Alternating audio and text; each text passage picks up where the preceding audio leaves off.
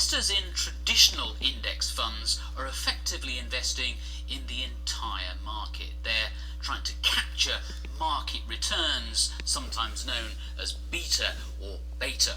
But there's plenty of academic evidence to show that by exposing their portfolios to specific risk factors, investors can and do beat the market over the long term. A world-renowned authority on so-called factor investing is Larry Swedroe.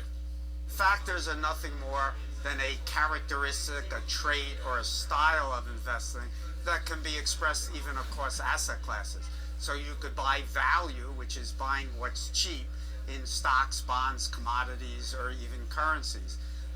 The problem for investors today is in the academic literature, over 600 factors have been discovered.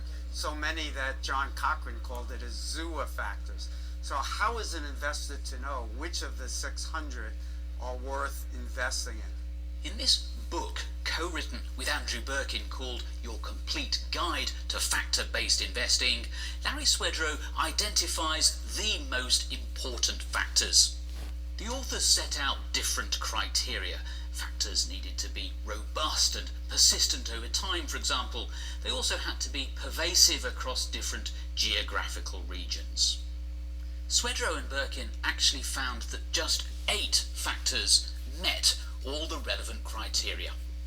The ones that we looked at that pass all of our criteria, and we present the evidence from the academic literature, we cite 106 papers, are market beta, obviously, size, meaning the small cap stocks outperform over the long term, value, momentum, profitability and quality, something that's called the carry trade, and last is the term premium, and we throw out the rest.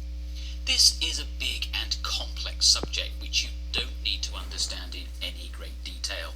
Suffice it to say that the 2 main equity risk factors are size and value. Certainly size and value funds have become increasingly popular, but is that a problem for factor investors? In other words, do the premiums start to disappear as more and more people choose to gain exposure to them? There's actually pretty good literature now on this, that for the factors that have been identified, many of them do disappear, but on average they shrink about 1/3.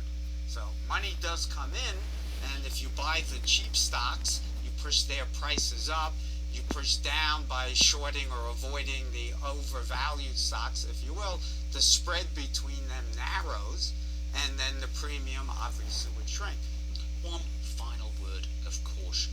Yes, factors such as size and value do tend to outperform over the long term, but investors can go for many years without seeing the value over and above traditional indexing. So, you need to be patient. Thanks for watching. Goodbye.